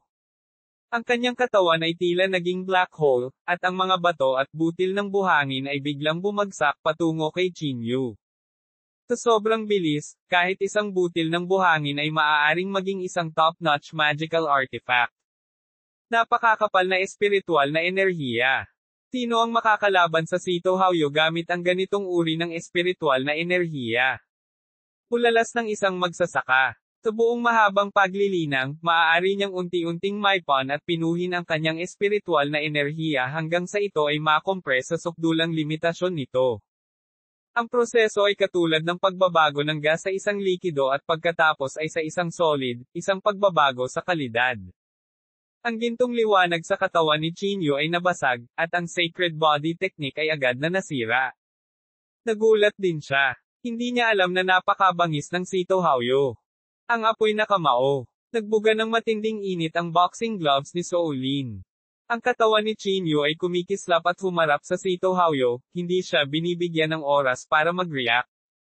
Ang mga kamao na nagtunaw ng lava ay direktang bumagsak patungo sa ulo ni Sito Haoyo. Tulad ng inaasahan sa obra maestra ni Master Soulin ng kanyang buong pagsisikap, ngunit nasayang ito sa iyong mga kamay.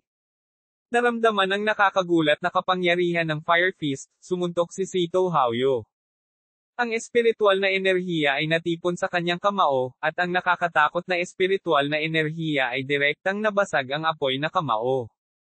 9 Dragons. Hindi na nang-ahas si Chinyu na pangalagaan ang kanyang magulong kapangyarihan at i-activate ang boxing gloves ni Soulin ng buong lakas, at lahat ng fire energy sa ika-8 level ay naipon sa espasyo. Pinalibutan ng 9 na higanteng fire dragon ang Sito Haoyo, at ang matinding init ay sumangga pa sa lahat ng hangin. Ngumiti si Sito Haoyo at itinuro ang langit. Sa dagat ng apoy sa purgatorio, bumaba ang napakalaking kapangyarihan ng bituin, tumagos sa dagat ng apoy at direktang dumapo sa katawan ni Sito Haoyo. Agad na lumaki ang kanyang katawan ng 12 beses. Sa isang casual na hakbang, lumapit siya sa 9 na nagninangas na dragon. Pagkatapos ay naghatid siya ng isang mabilis na roundhouse kick. Isang nakakatakot na kapangyarihan ng bituin ang dumaan. Halos hindi na maimulat ng lahat ang nakakasilaw na ningning ng liwanag nito. Maging ang kanilang mga talukap ay hindi nakaharang sa nakakatakot na liwanag na iyon. Ang mga mata ng ilang magsasaka ay direktang nabasag, at umagos ang dugo mula sa kailaliman. Ang 9 na Fire Dragon ay sumabog sa hindi mabilang na enerhiya ng apoy mula sa sipa na ito, at napuno ng maliliit na kislap ng apoy ang buong espasyo. Sa sandaling iyon, ngayon lang, naramdaman ni Chinyu ang isang matinding panganib. Biglang napaatras ang kanyang katawan, makitid na umiwas sa hampas na iyon. Kung hindi, ang kanyang katawan ay maaaring nahati sa kalahati. Aking domain power, paano mo ito matitiis? Nagpatuloy si Sito Haoyo sa paglalakad patungo sa Chinyu. Ang magkabilang kamay niya ay sabay na nag-form ng handsill at saka marahang dumausdas pababa. Ang kapangyarihan ng bituin ay biglang bumaba, at ang nakakatakot na kapangyarihan ng landas ng langit ay direktang bumalot kay Chinyu. Pinag-cruise ni Chinyu ang kanyang mga kamay at ikinuyom ang kanyang mga kamao. Ang magulong chi sa kanyang katawan ay tumalon ng baliw. Ang kapangyarihan ng paglipol ay umabot sa kanyang mga kamao, at ang matinding itim na apoy ay nag-apoy sa sukdulan. Sa sandaling nagsalubong ang dalawang kapangyarihan ng mga tuntunin, ang kapangyarihan ng paglipol ay tila idiniin na parang kamay sa lalamunan. Sa ilalim ng unti-unting pagpigil, at pagkatapos ng banggaan na tumagal ng ilang dosenang paghinga, ang malalawak na itim na apoy ay lumiit hanggang sa maging parang isang kumikislap na kandila sa mga kamao ni Chinyu. Formula ng salitang panlaban. Mahigpit na itinikom ni Chinyu ang kanyang mga ngipin at nilabanan ang nakakatakot na presyon. Sa isang iglap, nagtriple ang kanyang lakas, at ang itim na apoy ay muling nagpalabas ng puwersa na may 10 talampakan. Sinamantala ni Chinyu ang puwang na ito, pinaghiwalay ni Chinyu ang kanyang mga kamay. Isang kamay ang bumuo ng line word formula, habang ang isa naman ay naglabas ng shrinking ground into an inch. Mabilis siyang lumayo sa gitna ng pag-atake ni Sito Haoyo. Boom! Kung wala ang suporta ni Chinyu, ang kapangyarihan ng paglipol ay agad na nabasag, at ang nakakatakot na kapangyarihan ng bituin ay walang awa na binomba ang katawan ni Chinyu. 2,277 ang desperado na Sito Haoyo. 2. Ang gininto ang liwanag sa katawan ni Chinyu ay nabasag, at bigla siyang nagluwa ng isang subo ng dugo. Ang kapangyarihan ng bituin ng Sito Haoyo ay magdudulot ng matinding pinsala sa kanya kung hindi siya nakatakas sa napakabilis na bilis. Ang landas ng langit na ginugol ko ng halos 10,000 taon upang maunawaan ay ang pinakamakapangyarihang kapangyarihan ng bituin ngayon. Ano ang kailangan mong labanan laban sa akin? Napangiti ng mahina si Sito Haoyo at sinabi. Bagamat kalmado ang itsura niya, talagang nabigla siya sa kanyang puso. Ang daan ng bituin ang pinakamalakas niyang atake. Hindi niya inaasahan na ang dalawang pag-atake na na-trigger ng pagkonsumo ng malaking halaga ng espiritual na enerhiya ay mabibigo na patayin si Chinyu. Pwede bang itikom mo yung bibig mo? Magwala ka kung natatakot ka. Pinunasan ni Chinyu ang dugo sa mga sulok ng kanyang bibig, Nishan, at sinabi. Bastos na tao. Ang iyong espiritual na enerhiya ay naubos, at ikaw ay malubhang nasugatan. Paano mo ako lalabanan? Kahit na naging matatag si Sito Haoyo, nagsimula siyang magalit ng paulit-ulit siyang pinukaw ni Chinyu. Huminga ng malalim si Chinyu, at ang kanyang divine sense ay tumago sa spirit storage bead.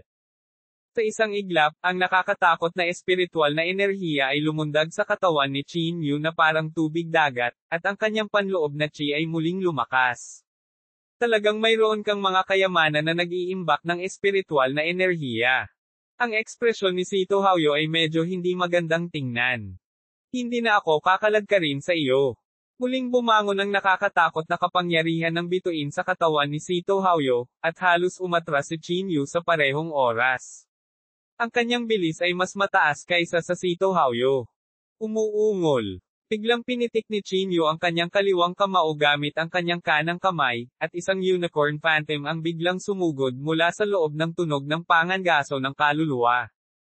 Ang napakalaking unicorn ay tumakbo sa kawalan at binalot ng banal na kahulugan ni Chinyu. Sa isang iglap, ang kabayong may sungay ay mahigpit na nakipagsagupaan sa banal na kahulugan ng Sito Haoyo. Gusto mong makipagkompetensya sa aking kaluluwa. Isang malamig na ngiti ang ipinakita ni Sito Haoyo.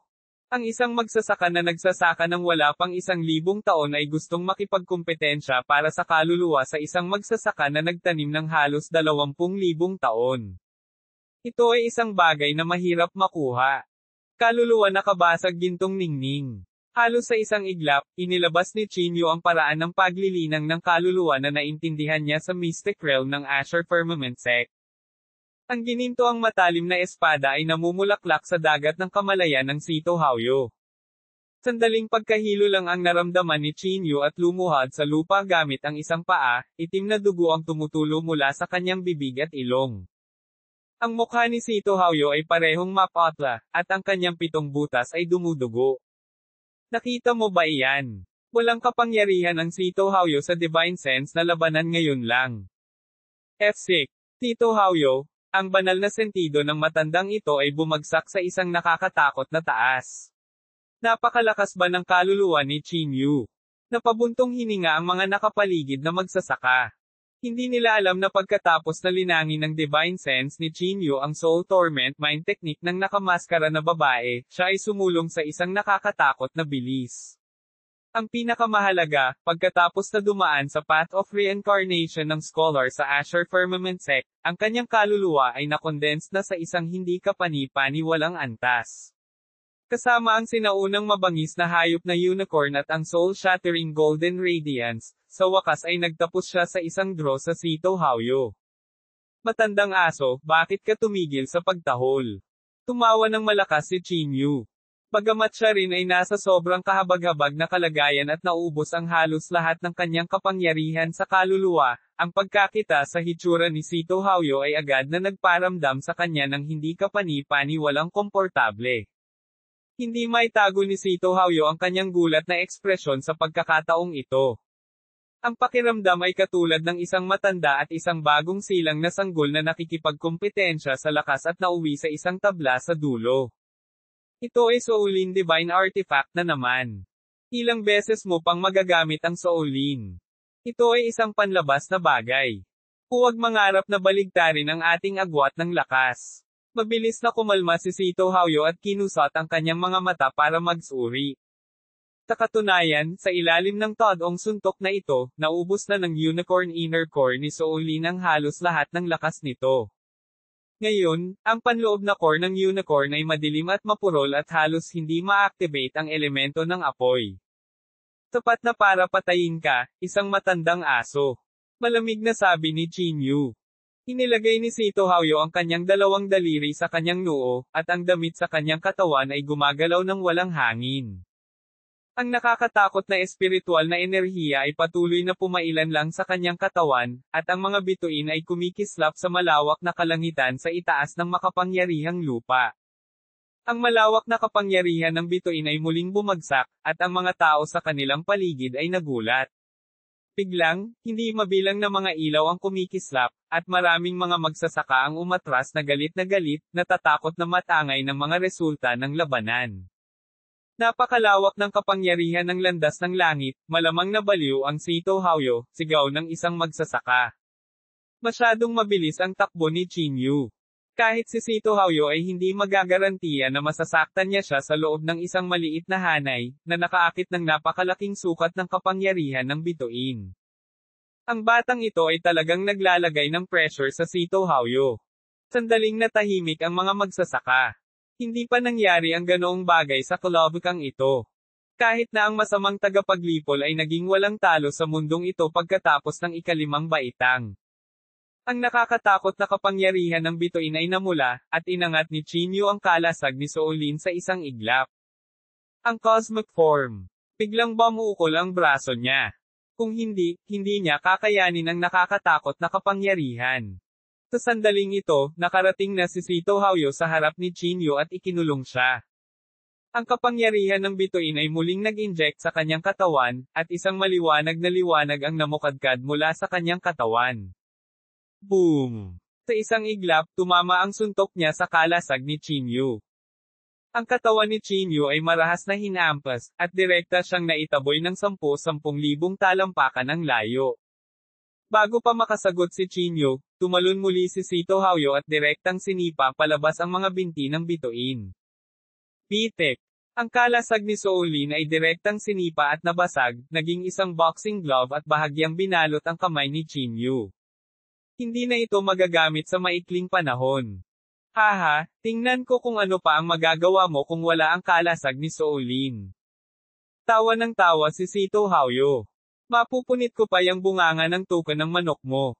Laban lang yan, pero ang dami mo ng hinaing. At mukhang humina na rin ang star power mo. Tawa ng tawa si Chinyu. Ang epekto ng kanyang banal na pakiramdam ngayon ay nakaapekto rin sa Sito Hauyo. Pinaikot niya ang saintly body technique sa sukdulan nito, ang kanyang kamay ay bumubuo ng fighting word formula, at ang kanyang spiritual technique ay nag-transform sa isang layer ng damit na bumabalot sa kanya. Nakalock na siya ngayon ng Sito Hauyo at makakapagplano lang siya kung makakayanan niya itong alon ng mga pag-atake ni Sito Hauyo. Isang itim na apoy ang nagngangalit sa labas ng kanyang katawan, na bumubuo ng isang protection na layer ng damit. Ito ang tunay na proteksyon ni Chinyu. Boom! Boom! Sa isang iglap, dumaong ang mga kamao at paa ni Sito Hauyo sa harap ni Chinyu. Bawat suntok at sipa ay dumapo kay Chinyu na may marahas na star power. Kahit na ang hindi kapani-pani walang matibay na espasyo sa ikawalong antas ng purgatorio ay patuloy na naghiwa-hiwalay. Hindi mabilang na mga butas sa kawalan ng lumitaw sa espasyong ito, at isang napakalaking puwersa ng pagsipsip ang kumalat sa buong lugar. Ang isang cultivator ay hindi sinasadyang sinipsip sa kawalan ng nakakatakot na puwersa ng pagsipsip, na agad na naging putik ng nakakatakot na puwersa ng vacuum. Si Chinyu ay natatakpan ng pagdanak ng dugo at mga pinsala, mukhang hindi maihahambing na kahabag-habag. Patuloy na umaalingaw-ngaw sa espasyo ang tunog ng mga kamao na tumatama sa laman. Bawat sandali ay sumasalubong ang mga kamao ni Sito Hauyo kay Chinyu, isang hindi kapani-pani walang maliwanag na liwanag ang sumisikat. Ang espasyo ay puno ng marahas na kapangyarihan ng bituin, at marami ang hindi man lang maimulat ang kanilang mga mata. Nakakatakot na pag-atake. Natatakot ako na kahit isang sinaunang demonyong halimaw ay hindi makayanan. 2,278 ang lalaking may bigots meritorious deeds. Napansin ba ninyo na ang kapangyarihan ng bituin ng Sito Hauyo ay nagsisimula ng lumabo? Kung makayanan ni Chinyu ang alon ng pag-atake na ito, maaaring may pagkakataon. Uwit. Ilang sandali pa, sa wakas ay tumigil na sa pag-atake ang Sito Hauyo. Umatras siya at tinitigan si Chinyu, na puno ng dugo. Sa sandaling ito, si Chinyu ay nasa isang hindi mapapantayang kahabag-habag na kalagayan. Nabasag ang balat sa kanyang katawan, at umaagos ang dugo sa buong lupa. Mula sa labas, makikita ng isang tao ang puting buto sa ilang lugar at masilayan pa nga ang mga pumipintig na mga laman loob. Matandang aso Sito, bakit hindi mo ituloy? Si Chinyu ay tumawa ng baliw. Bagamat malubha ang kanyang pinsala sa sandaling ito, napakahirap para sa Sito Hauyo na talunin siya kung makakayanan niya ang alon ng mga pag-atake na ito. Well, tinabi mo. Sana hindi ka magsisi. Tila galit na galit si Sito Hauyo. Pataas ng pataas ang kanyang katawan. Sa himpapawid, bilang karagdagan sa kapangyarihan ng mga bituin, isa pang kulay abong panloob na chi ng mga panuntunan ang bumaba mula sa langit. Ang kanyang katawan ay unti-unting tumaas ng pataas, na nakabitin sa hangin. Bukod sa kapangyarihan ng mga bituin, isang kulay abong panloob na chi ng mga panuntunan ang bumaba mula sa itaas. Dama po ito sa kanyang katawan na parang isang napakalakas na kulog. Sa isang iglap, ang kanyang katawan ay sumabog na may mas mabangis na internal chi. Ang kapangyarihan ng mga tuntunin ng nakaraang landas ng langit. Sa sandaling ito, si Sito Hauyo ay parang isang Diyos. Dalawang magkaibang liwanag ang pumuno sa kaliwat kanang mata niya. Ito ay ang kapangyarihan ng dalawang magkaibang paths of heaven. Ang kanyang mga paa ay nabalot din ng kulay abong kapangyarihan ng mga tuntunin ng nakaraang landas ng langit. Si Chinyu ay nangahas na huwag maging pabaya kahit kaunti. Itinaas niya ang espiritual na kapangyarihan sa kanyang buong katawan sa limitasyon. Ang medicinal chi sa Somero Ring ay galit na galit din sa kanyang mga sugat. Nais niyang dagdagan ang kanyang husay sa pakikipaglaban hanggat maaari. Solemn na ang ekspresyon ni Chinyu. Huminga siya ng malalim at naghanda na tanggapin ang kasunod na pag-atake ni Sito Hauyo. Bush! Inapakan ni Sito Hauyo ang kanyang paa, at biglang sumabog ang kulay abong ambon. Ang kanyang katawan ay parang daloy ng liwanag, ngunit hindi niya inatake si Chinyu. Sa halip, bigla siyang bumaril. Bigla kong naalala na may mga bagay pa akong dapat asikasuhin sa bahay. Gayunpaman, ang batang ito ay nasugatan ko ng husto. Kung gusto ng mga kaibigan ko na bawiin ang kabaong, kunin mo ang pagkakataong ito. Wala nang magandang pagkakataon sa palabas. Talagang nakatakas ang Sito Hauyo ng ganoon lang. Hindi pa banggitin ang mga nakapaligid na magsasaka, kahit na si Chinyu ay matagal nang natauhan. Ang pangunahing bagay ay ang aura ni Sito Hauyo ay masyadong kahanga-hanga. Hindi niya inaasahan na makakatakas siya. F6, napakawalan diyan ng matandang umutot na ito. Tama. Ang taong ito ay talagang karapat-dapat na mabuhay ng matagal. May dahilan para dito. Masiglang nag-usap ang mga tao. Gayunpaman, bahagyang gumaan ang loob ni Chinyu. Kung lalabas ang Sito Hauyo, mahirap sabihin kung kaya niyang labanan ang Sito Hauyo. Gayunpaman, ang espiritual na enerhiya ng Sito Hauyo ay malamang na mauubos din. Sa oras na iyon, ilalagay din niya ang kanyang sarili sa panganib. Ang taong tulad niya ay hinding-hindi papayag na mangyari ang ganoong sitwasyon. Gayunpaman, ang mga huling salita ni Sito Hauyo ay naging sanhi ng maraming tao na magkaroon ng kakaibang ekspresyon sa kanilang mga mata. Ang mga tingin ng maraming tao na nakatitig kay Chinyu ay nagsimulang maging medyo hindi pala kaibigan. Sige kung gusto mong lumipat. Lumutang ang katawan ni Chinyu at pumasok sa tuktok ng bundok kung saan naroon ang Sito Hauyo. Para naman kay Meili, sa wakas ay tumindig siya sa sandaling ito. Tumayo siya sa harap ng tuktok ng bundok ni Chinyu at ipinahayag ang kanyang saloobin. Hindi na siya makapaghintay pa. Ang pagdaragdag ng icing sa cake ay hindi kasing epektibo ng pagbibigay ng napapanahong tulong sa isang kritikal na sitwasyon. Meili, anong ibig mong sabihin? Ang batang ito ay mula sa Holy Region. Tinutulungan mo ba siyang makitungo sa mga tao sa ating kalawakan? Diretsyong tanong ng isang tao. Chinyu, makakatulong lang ako sa iyo na harangin ang mga taong ito. Kung ang iba pang mga magsasaka sa kabilang bundok ay sumalakay, isang tao lang ang mahahadlangan ko. Sabi ni Meili na nakakunot ang noo.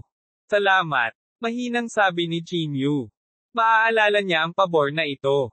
Sa sandaling ito, pilit na pinigilan ni Chinyu, sa tuktok ng bundok, ang kanyang mahinang panloob na chi. Isang malakas na magulong chi ang pumailan lang sa kalangitan, na tinatakot ang mga tao sa iba pang mga taluktok ng bundok. Ang mga magsasaka na tulad nila ay hindi gagawa ng hakbang kung hindi sila sapat na kumpiyansa. Kung hindi, sila ay magiging katulad ng Sito Hauyo, na gumagawa ng trabaho para sa iba na walang pakinabang sa kanilang sarili. Chinyu, huwag kang magmadali. Patatagin mo muna ang iyong mga sugat. Kung hindi, hindi mo talaga mauunawaan ang landas ng langit sa iyong kasalukuyang pisikal na kondisyon. Ang boses ni Elder Guai ay nanggaling sa singsing ng Somero. Tumango si Chinyu at nagsimulang sumipsip ng medicinal chi sa Somero ring. Kasabay nito, ginamit niya ang magulong chi upang pagalingin ang kanyang mga sugat. Bawat segundo, mas gumagaling ang kanyang mga sugat kaysa dati. Gayunpaman, sa susunod na sandali, ang nakatatakot na kidlat ng banal na kahulugan ay biglang kumislap sa kanyang taluktok ng bundok. Nako, nagsimula na ang mga tao mula sa iba pang mga taluktok. Pinuksan ni Chinyu ang kanyang mga mata, medyo pangit ang kanyang ekspresyon. Ang kabaong ng babaeng nakamaskara at ang divine artifact ni Soolin ay pawang makapangyarihang divine artifact sa kanya. Kahit na nakuha ito ng mga taong ito, ang kanilang lakas ay lulandag sa ibang antas. Sa makatuwid, natural na hindi sila susuko ng ganoon kadali. Ang mga taong ito ay karaniwang pinakamalakas sa buong kalawakan. Hindi banggitin ang masamang tagapaglipol, ang mga taong tulad ni Changye at Shimen ay hindi mga tao na maaaring pantayan ni Chinyu. Kahit na ang iba ay hindi maihahambing kay Guming, ang agwat ay hindi makabuluhan. Sa sandaling gumawa sila ng hakbang, malamang na magkaproblema si Chinyu. Huminga ng malalim si Chinyu, gustong i-activate ang divine artifact ni Soolin para labanan ang divine sense na iyon. Chinyu, bitawan mo ang kabaong. Biglang tumunog ang lalaking may bigot. Sige. Halos hindi man lang inisip ni Chinyu ang tungkol dito at ini-teleport ang kabaong sa kanya. Ang lalaking may bigot ay nakatayo sa harap ng kabaong, gumawa ng komplikadong mga selyo ng kamay at ang espiritual na enerhiya sa kanyang katawan ay dumadaloy sa kabaong. Ang isang stream ng berdeng espiritual na enerhiya ay natipon sa kabaong na bumubuo ng isang komplikadong pattern.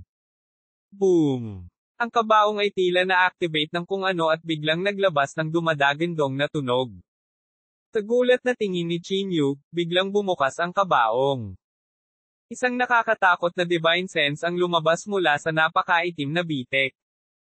Ang napakalaking kidlat ng banal na kahulugan sa kalangitan ay naging abo sa sandaling ito ay nakipag-ugnay sa itim na banal na kahulugan na ito. Ang isang tao sa nakapalibot na taluktok ng bundok ay nanginginig ng husto. Baka sa kanyang mukha ang gulat na ekspresyon, hindi nang ahas na ipagpatuloy ang pagsisiyasat. Ang mga magsasaka sa iba pang mga taluktok ay tila biglang nakaramdam ng divine sense ng isang mabangis na hayop. Ilang sandali, hindi sila nang ahas na ipagpatuloy ang pagsisiyasat. Chinyu, ito ang pinakamahusay na magagawa ko sa ngayon. Seryosong sabi ng lalaking may bigot. Tumango si Chinyu, umupo ng naka-crossleg, at ipinakalat ang Trakelas Immortal Scripture. Ang napakalawak na espiritual na enerhiya sa kalawakan ay bumuhos sa katawan ni Chinyu na parang tubig dagat. Hindi pa rin sapat, umiling si Chinyu.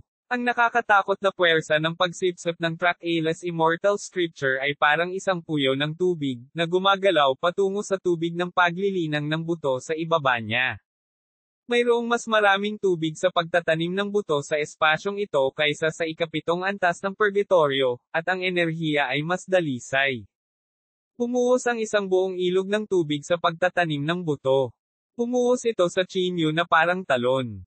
Sa ilalim ng labis na puwersa ng pagsipsip ng Trakelas Immortal Scripture, ang matinding enerhiya na nilalaman ng tubig sa paglilinang ng buto ay sumugod sa katawan ni Chinyu. Nagsimula itong magalit sa mga biyes at buto ni Chinyu. 2,279 na pagpapabuti ng pamamaraan ng teknik. Chinyu, huwag kang maging walang ingat. Paano mo maa-absorb ang tubig ng bone cultivation sa paraang paraan? Kumunat ang noo ni Meili. Kahit na siya ay naglakas loob lamang na magbabad sa tubig ng paglilinang ng buto sa ikapitong antas pagkatapos ng paglilinang ng napakatagal. Ngunit talagang inilabas ni Chinyu ang tubig sa kanyang katawan ng direkta mula sa ikawalong antas. Ang marahas na enerhiya na ito ay napakalaki. Maaaring masira agad ang pisikal na katawan ng isang tao kung hindi ito sapat na malakas. Ang enerhiya ng tubig sa paglilinang ng buto ay pumasok sa katawan ni Chinyu at umabot sa isang tiyak na antas. Biglang nag-iba-iba ang lumalakas na alon ng enerhiya sa dagat ng kanyang banal na kahulugan, kung saan ang hindi mabilang na mga ilaw ng bituin ay nagtagpo sa loob ng dalisay na diwa ng enerhiya na nagsasama-sama sa dagat ng kamalayan ni Chinyu. Isang higanting mukha ang biglang nabuo sa dagat ng kamalayan ni Chinyu. Isang nangingibabaw na aura ang biglang nagngangalit, umaatake sa kaluluwa ni Chinyu. Nakakakilabot ang aura. Mukhang nabigla si Chinyu. Dati, kapag ginamit niya ang tubig sa paglilinang ng buto sa ikapitong antas upang pinuhin ang kanyang katawan, halos sirain siya ng banal na pakiramdam. Bagamat ang kanyang banal na pakiramdam ay lumago ng 12 beses, naramdaman pa rin niya ang maliit na pakiramdam bago ang isang maliit na tipak ng natitirang banal na pakiramdam na ito. Gayunpaman, gusto mo akong sugpuin sa pamamagitan lamang ng isang maliit na kahulugan ng banal na kahulugan. Ang dalawang figurine sa dagat ng kamalayan ni Chinyu ay biglang nagmulat ng kanilang mga mata ng sabay-sabay, at ang kapangyarihan ng dalawang kaluluwa ay nag-intertwined at naging isang higanteng espada. Pagkatapos ay sinaksak nito ang napakalaking mukha. Ang tipak ng kapangyarihan ng kaluluwa ay biglang nagmulat ng mga mata nito. Tila nagalit, isang nakakatakot na panginginig ng kaluluwa ang lumabas mula sa napakalaking mukha na iyon. Ang espada ng banal na kahulugan ay patuloy na nasa bingit ng pagkawasak, ngunit ang dagat ng banal na kahulugan ni Chinyu ay lumundag ng walang tigil. Ang Sword of Divine Sense ay patuloy na nabasag at nagreporma. Makalipas ang kalahating oras, ang banal na kahulugang iyon ay tuluyang nawala. At sa oras na ito, ang kapangyarihan ng kaluluwa ni Chinyu ay talagang halos maubos ng higit sa kalahati. Si Chinyu ay mukhang gulat na gulat. Ang kanyang Divine Sense attack ay maaaring pantay na tumugma sa Sito Hauyo. Gayunpaman, sa pagharap sa banal na kahulugan ng tubig sa paglilinang ng buto, ito ay tulad ng isang itlog na tumatama sa isang bato. Kung hindi dahil sa napakahina nitong tipak ng divine sense, malamang na durog na siya at naging tanga. Pinipigilan ang pagkabigla sa kanyang puso, sinimulan ni Chin Yu na sumipsip ng kapangyarihan ng tubig sa paglilinang ng buto. Ang tubig sa pagtatanim ng buto ng ikawalong antas ay muling nagpalakas sa kanyang katawan. Ang mga meridian sa katawan ni Chin Yu ay nabasag at muling nabuo, at ang kanyang mga kalamnan ay patuloy ding lumalakas. Lumipas ang 2 araw, at napunanan niya ng buo ang magulong chi sa kanyang katawan. Ang kanyang divine sense ay halos nabawi din sa tulong ng Soul Torment Mind Technique. Huminga siya ng malalim. Ngayon, susubukan niyang unawain ang landas ng langit dito. Kung kaya niyang makapasok sa ikalimang baitang True Saint ay nakasalalay dito. Sa isang iglap, sumambulat ang napakalaking lakas ng Divine Sense Power, naglalakbay sa kawalan hanggang sa maabot nito ang sukdulan ng distansya mula sa tunay na katawan. Ang kapangyarihan ng Divine Sense ay naging mga figurine ni Chin Yu, lumipad, at umupo malapit sa pinakamataas na punto ng kalawakan. Hindi mabilang na lumalakas na kapangyarihan ng Path of Heaven ang dumaan sa kanyang paligid. Ang sensitivity ng kanyang kaluluwa ay tumaas sa sukdulan, at naramdaman niya ang bahagyang pagbabago-bago ng landas ng langit. Ang lugar ay talagang pinakamalapit sa Path of Heaven sa kalawakang ito. Agad na naramdaman ng kaluluwa ni Chin Yu ang hindi mabilang na dakilang daw. Ang panloob na chi sa kanyang katawan ay patuloy na nagbabago, at ang mga alon ng mga panuntunan ng enerhiya ay nag-ugat at umusbong sa kanyang katawan. Ang lalaking may bigot at si Mei Li ay nakatitig kay Chin Yu na kinakabahan. Kung siya ay matagumpay na makalusot, walang nakakaalam kung ano ang kalagayan ni Chin Yu. Bahagyang sumimangot si Chin Yu sa sandaling ito. Bagamat naintindihan na niya ang interpretasyon ng maraming dakilang daw, ang mga ito ay napakabanayad na para bang sila ang katapusan ng dakilang daw. Higit pa rito, ang Great Daw na nag-evolve sa loob ng langit at lupa ay labis na nahati-hati, hindi makapagbigay ng isang kompletong Great Daw ng mga panuntunan sa lahat. Hindi ka maniniwala kung bakit ako lumipat sa lahog. Ang ekspresyon ni Chin Yu ay sobrang hindi magandang tingnan. Talaga kayang sinabi ni Elder Guai, na ang agos ng landas ng langit ay lumipas na, at imposibleng makapasok sa ikalimang yugto sa kalawakang ito. Pilit na pinigilan ni Chin Yu ang kanyang hindi mapakali na emosyon at muling ibinaon ang kanyang mga iniisip sa malawak na kalawakan ng Path of Heaven. Lumipas ang oras, segundo sa segundo. Maliban sa paminsan-minsang pagpapalabas ng mga bakas ng kapangyarihan ng mga panuntunan, walang ibang pagbabago sa katawan ni Chin Yu. Dagda, Chin Yu. Hinaplos ng 2 kamay ng lalaking may bigot ang kanyang bigot at mahinang bumantong hininga, na parang isang munting matanda. Ang tubig ng landas ng langit ay lumipas na. Ano man ang mangyari, hindi natin kayang labanan ang langit. Matagal nang naiintindihan ito ni Mei Li ngunit walang pusong magsalita para panghinaan siya ng loob. Ang landas ng langit ay parang gulong na gumugulong, at ang bawat bakas ay may sariling tiyak na pagkakasunod-sunod. Ang ilang mga tao sa malalayong lugar ay makakarating lamang sa Mighty Realm sa buong buhay nila. Ang ilang mga taong ipinanganak sa prime time ng Path of Heaven ay maaaring makapasok sa Peak of True Saint na may kaunting talento. Hindi. Namutla ang mukha ni Chin Yu. Hindi siya makalusot sa ikalimang baitang kahit na nauunawaan niya ang lahat ng hindi kumpletong landas ng mga tuntuning ito. Mariin niyang ikinuyom ang kanyang mga kamao. Kailangan niyang makakuha ng isang bagay kahit na hindi siya makalusot sa ikalimang baitang. Masyado siyang balisa na para bang apektado siya sa kanyang kalooban. Ang mga bakas ng enerhiya ng mga panuntunan na orihinal na ibinubugo mula sa kanyang katawan ay ganap na nawala. Ang divine sense sa hangin ay biglang naging galit na parang nagpapakita ng mga palatandaan ng pagkawala ng kontrol sa isang iglap. Sa sandaling ito, ang kaluluwa ni Chin Yu ay umabot sa sukdulan nito sa kalayuan mula sa lugar. Sa ilalim ng napakalawak na distansya, kahit na ang pinakamaliit na paggalaw ng tunay na katawan ay malakas na makakaapekto sa banal na kahulugan. Tila naramdaman niya ang panganib ng pagkawala ng kontrol, at isang malamig na gininto ang kapangyarihan ng kaluluwa ang agad na nagpakalma sa kanya. Tila iyon na ang huling bakas ng kapangyarihan ng kaluluwang iniwan ng kanyang ama. Agad na kumalma si Chin Yu. Ang malungkot na banal na mata ay biglang lumitaw sa noo ni Chinyu, sa landas ng mga patakaran bago si Chinyu sa kawalan. Sa isang iglap, naging mas malinaw ang mga bagay-bagay. Nagsimulang huminahon si Chinyu, masusing hinubad at sinusuri ang mga banayad na tuntuning ito ng landas ng langit. Tiyak na hindi ko maintindihan ang kompletong breakdown ng mga patakaran ngayon. Kung ganoon, madaragdagan ko lang ang aking lakas sa pamamagitan ng banayad na mga panuntunang ito ng landas ng langit. Natahimik siya at hindi na nababalisa. Pagkatapos ng hindi malamang tagal ng panahon, biglang iminulat ni Chinyu ang kanyang mga mata.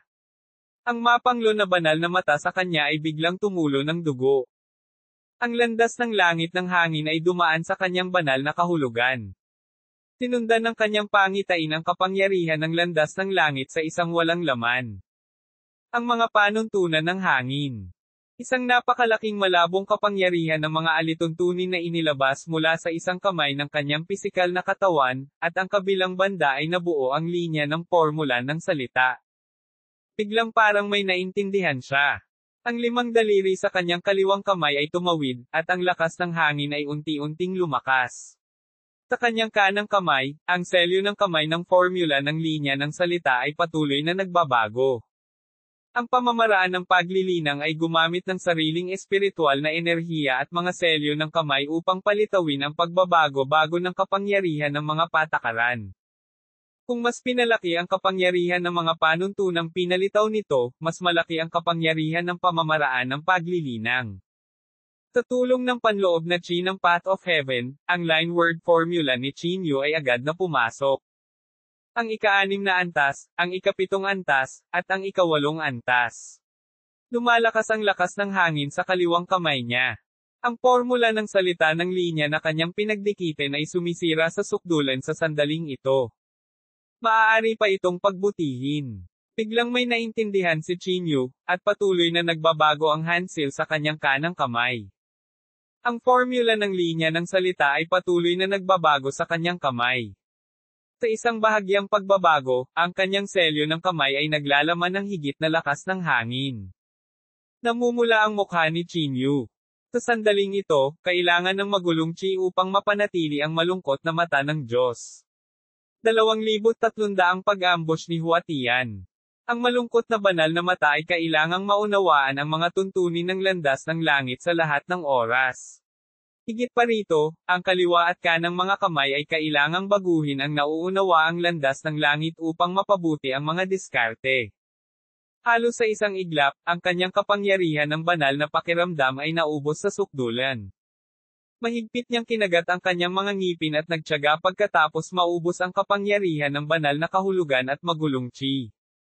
Pagkatapos nito, muli niyang sinipsip ang enerhiya ng tubig sa pagtatanim ng buto at inilipat ang Soul Torment Mind Technique upang mabawi ang kanyang kapangyarihan sa kaluluwa.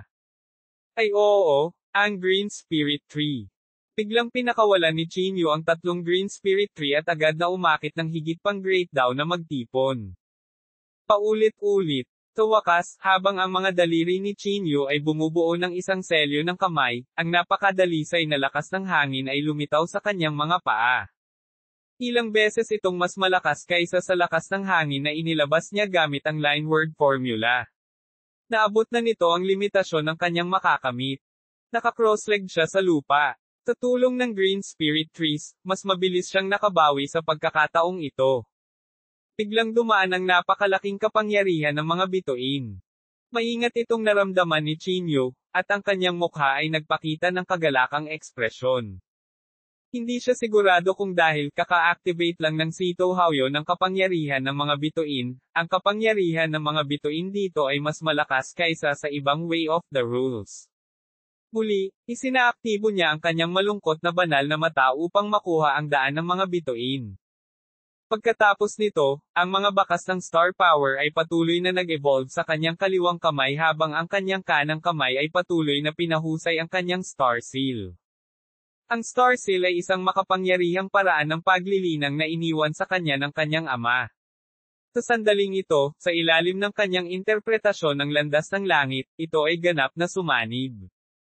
Ang pamamaraan ng paglilinang na ito, kasama ng pag-unawa ni Chinyu, ang kapangyarihan ay kaagad na ilang beses na mas mataas kaysa dati pagkatapos ng bahagyang pagbuti. Naunawaan ni Chinyu ang kapangyarihan ng mga bituin ng buong lakas at hinubad ang star seal sa kanyang puso. Ang kanyang kaliwat kanang kamay ay halos walang tigil sa pagdedos ng masalimuot na pamamaraan. Daan-daang mga diskarte sa daliri ang tumutugma sa pagbabago-bago ng mga patakaran sa isang kisap mata. Anong cultivation technique ito? Bakit ang panloob na chi na ito ay bahagyang katulad sa Way of the Rules ng matandang iyon? Nakakatakot ang pagbabago-bago ng espiritual na enerhiya. Nagtatakang sabi ng lalaking may bigot. Bush! Biglang binuksan ni Chinyu ang kanyang mga mata.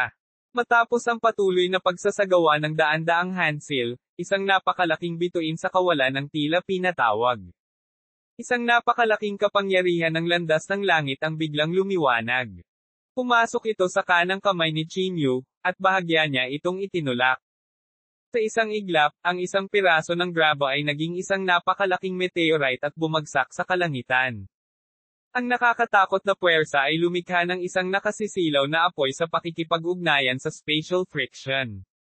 Pagkatapos nito, ang meteorite ay naging isang napakalaking nagninangas na bituin at nawala sa kawalan. Crack!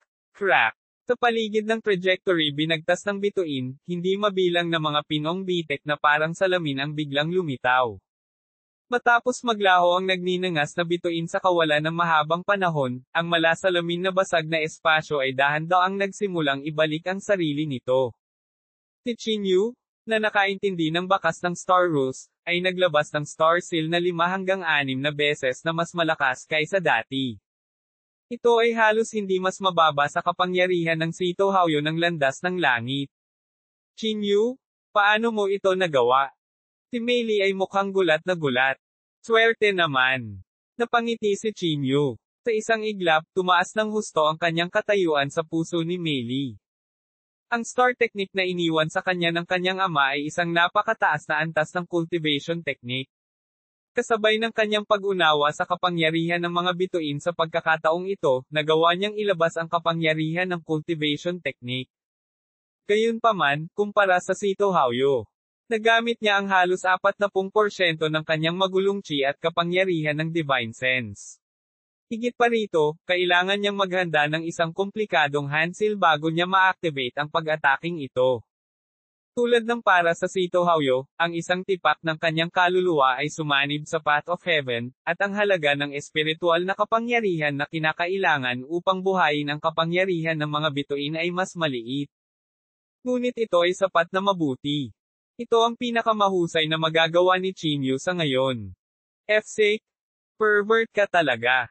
Kung may pagkakataon na makabalik sa Holy Region, kailangan mong hayaan ang mga henyo na iyon mula sa mga maharlikang pamilya na makita mismo. Napabuntong hininga sa emosyon ng lalaking may bigot at sinabing, ang lalaking may bigot, alam kong napakahusay mo sa Way of Space. Mayroon ka bang paraan para maibalik ako? Tinitigan ni Chinyu ang lalaking may bigot at nagtanong.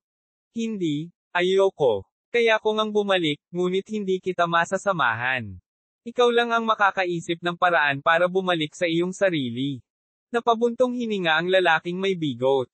Nang makita ang kanyang mataimtim na ekspresyon, alam ni Chinyu na hindi siya nagsisinungaling. Napuno ng matinding pagod ang kanyang isip. Pagkatapos ng tuloy-tuloy na pagdedos ng line word formula at ang star seal, halos mapagod siya sa mental at pisikal na para bang naubos na niya ang lahat ng lakas niya. Meili, ikaw at ang lalaking may bigot ay nagtatanim sa ilalim ng green spirit tree na ito at maaaring may makuha. Mahinang sabi ni Chinyu at pagkatapos ay nakatulog ng mahimbing. Kagiliw-giliw na tao. Siguro kung siya ay pukawin ng ilang mga kaguluhan sa hinaharap. Nakatitig sa mukha ni Chinyu, nagtatakang tanong ni Meili. Napaka-interesante. Ngunit hindi maiiwasang maging kanya na kumpe sa kalabakang ito. Umiling ang lalaking may bigot.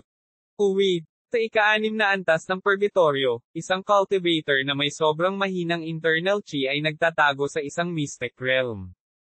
Pagkatapos sumugod dito, nagtapon siya ng ilang mahiwagang artifact. Agad itong umakit ng maraming espiritual na enerhiya. Kasama ng kontrol ng cultivator na iyon, ang mga mahiwagang artifact ay inayos sa isang enchanting formation. Speed. Lumuwa siya ng isang bibig ng dugo.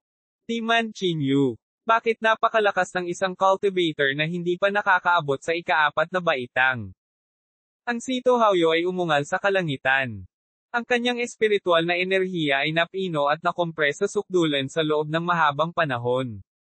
Hindi niya alam kung gaano katagal bago mapunan ang pagkawala. Bukod dito, wala siyang annihilation strip tulad ng Chinyu, na isang pinalaking meridian circulation technique na sumisipsip ng espiritual na enerhiya.